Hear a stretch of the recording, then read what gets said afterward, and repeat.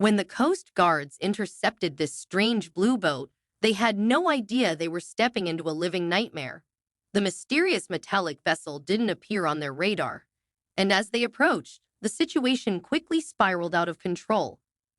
But before we dive into this tale, don't forget to smash that like button, subscribe, and hit the notification bell so you won't miss any new stories. The team first observed that the boat was significantly larger than they had initially thought. It had an appearance unlike anything they had ever encountered, with barely any windows except for a few small glass frames on top. The strangest part was that the boat did not seem to appear on their ship's radar, despite being directly in their line of sight. The crew's captain checked the monitor again, but for some reason, it only detected their own vessel. The boat was a mystery, its blue color almost blending perfectly with the sea's waves, giving it a suspicious aura at first glance. The boat wasn't that large, so with a full team of strong men, they should have been able to draw it near, but the mysterious thing wouldn't budge an inch. Instead, it was their own boat that was pulled forward. "What is this thing?" the captain muttered nervously. "There's more than meets the eye with this thing. We're just seeing the tip of the iceberg." The captain ordered Thomas and his colleague, Derek, to investigate. Despite their hesitation, they stepped aboard the blue boat, carefully placing their first few steps on its deck. As they inched toward a small window that offered little visibility, Thomas spoke. "We need to open the window." His voice was steady despite his nerves. With a loud creak, the top hatch opened, revealing a ladder descending into darkness. The two men could see nothing below, adding to their unease, but they pressed on, venturing downward into the boat. The decision would soon prove to be one they deeply regretted.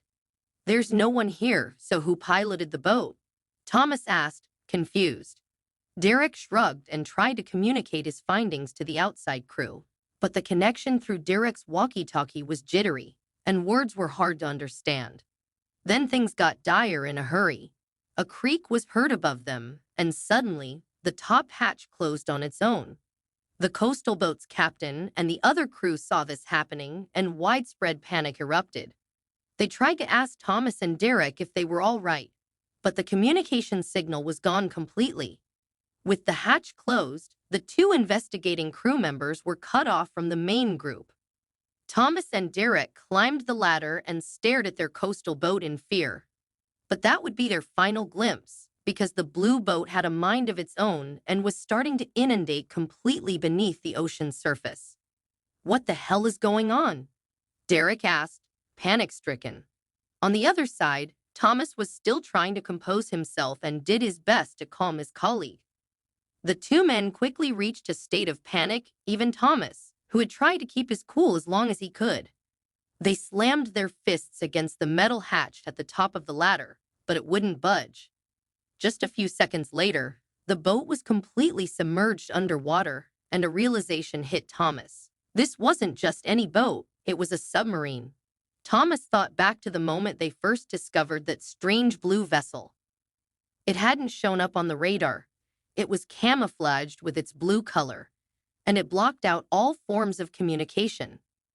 This boat was incredibly stealthy. But why? What was its purpose? It wouldn't be long before the two fearful coast guards would find out, because the submarine was moving to an unknown location, one with great consequences. Until then, Thomas and Derek had nothing to do but wait. The first part of their investigation was the main console on the north side of the sub. It looked straight out of an 80s movie with heavy-duty buttons and wires running out the back. However, the machine didn't seem to control any part of the ship. That's when Derek called out, "Thomas, there's a door over here." Thomas turned around and joined his friend. The two men combined their strength to push the handle downward, hoping it would be enough to open the doorway. But this door, like the hatch above, was too powerful for these desperate men to open. Defeated, they sank to the floor, only to feel the submarine vibrate again, this time ascending. It was the same vibration that occurred when they had sunk down about 30 minutes ago, But this time they were clearly going upward. The two men jumped up from their seated position and hid behind the console on the other end of the boat. Just as they reached their hiding spot, the hatch above opened, and three individuals climbed down, making their way to the locked door. When they emerged, they were carrying large packages. What was this place, and what were they taking out? Thomas' mind raced as he tried to make sense of it all. The men were large, bulky in stature, and made repeated trips up and down, carrying dozens of large packages to the surface. The process took about 30 minutes, and Thomas and Derek were lucky not to be discovered. When the shady men were eventually done unloading the submarine's contents, it was quiet inside the vessel. Neither Thomas nor Derek dared to speak, but they noticed that the individuals had left the top part of the ship open. The two men knew what to do. With Thomas leading the charge, they climbed up the ladder. Once at the top, the coast guards felt the cold ocean breeze on their faces. They were in the middle of the ocean, with no land in sight, but around them were four massive floating pillars holding a large oil rig platform on top. No one appeared to be in sight, and staying inside the submarine was not an option. Derek and Thomas carefully climbed the long ladder connecting the submarine to the main platform above. Once they got there, a huge surprise awaited them. Workers were lifting boxes, and machines were transporting cargo from left to right. They managed to traverse the platform unnoticed, witnessing a secret criminal operation. The traffickers were completely unaware of the two coast guards sneaking through the area. Eventually, they stumbled upon a sinister scene, an older man, whom Thomas figured was in his mid-60s. He was well-dressed compared to the others and oversaw the loading of large packages filled with cash and drugs. Thomas and Derek realized they had uncovered a large-scale drug trafficking ring. Thomas and Derek watched with bated breath as the leader raised his hand, signaling for something in the shadows to step forward. What came next sent chills down their spines. A knife was thrust into one of the packages, and when it was pulled out, a fine powder clung to the blade. The moment their eyes locked on the substance, their hearts nearly stopped. As Coast Guards, they'd seen this before.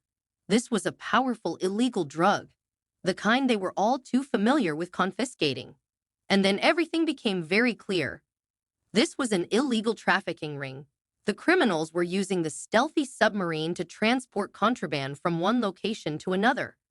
The oil rig platform served as the perfect central point for their operation, situated far enough out at sea to avoid detection. From a distance, it looked like just another ordinary oil rig. Derek felt a mix of nerves and excitement.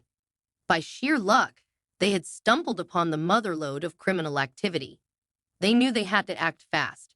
When Thomas checked the walkie-talkie in his back pocket and saw a signal, the two coast guards quickly and quietly snuck away from the leader and found a secluded corner at the far end of the platform. To their surprise, the walkie-talkie worked, and they were able to contact their crew. Keeping the volume low, Thomas and Derek explained the situation. The team was relieved to hear they were alive, but when they told them about their location, they were all shocked. However, a new problem immediately arose. Thomas and Derek noticed that the submarine was being loaded again, this time likely with drugs. They knew they had to stop it.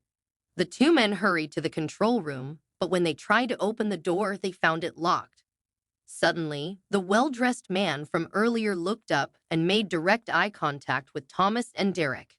Acting quickly, the two coast guards managed to sneak away from the workers and eventually took control of the rig's main operating room. With their efforts, the submarine was immobilized, and the criminals' plans for future shipments came to a grinding halt. Frustration was evident on the leader's face as he ordered his men to break down the door. But just before they could act, coastal reinforcements arrived, supported by a large team of police officers. The traffickers were immediately arrested, left with nowhere to run in the middle of the ocean. Thomas and Derek were released from the control room and honored as heroes for their quick thinking and bravery. What started as a terrifying day ended in victory, marking the biggest bust of their careers. It couldn't have ended any better. What do you think of Thomas and Derek's heroic move? Comment your thoughts below, and don't forget to subscribe, hit the like button, and smash the notification bell so you don't miss any of our new stories.